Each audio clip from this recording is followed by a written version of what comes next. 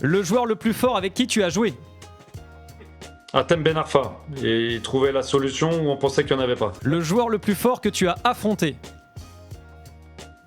Sûrement Cristiano Ronaldo. Impressionnant techniquement, mais surtout au niveau athlétique. Le joueur le plus sous-coté avec qui tu as joué.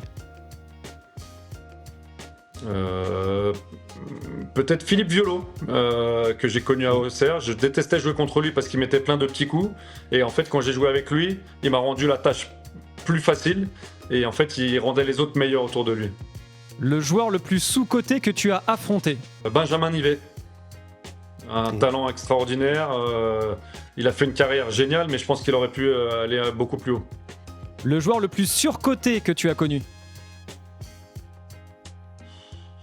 Elle est dure celle-là.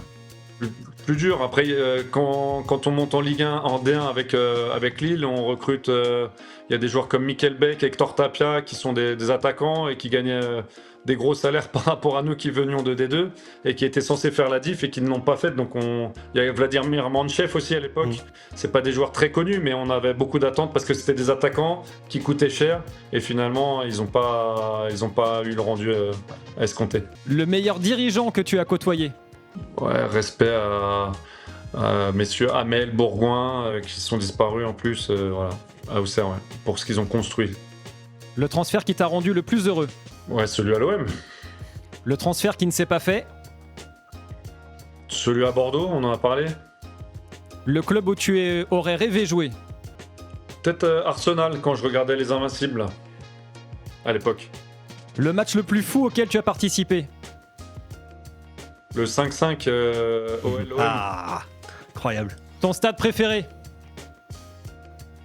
Le Vélodrome. Et l'ambiance la plus folle que tu as connue dans un stade. Là, c'est la Turquie. Beşiktaş. Quel match? C'était en Champions League contre Beşiktaş, c'était l'ancien stade. Ils l'ont refait depuis, il n'y avait que 35 000, je crois. Mais c'était vraiment, tu sentais la pelouse trembler et les supporters chantent fort, tous en même temps, coordonnés, c'est incroyable, incroyable. Merci beaucoup Benoît.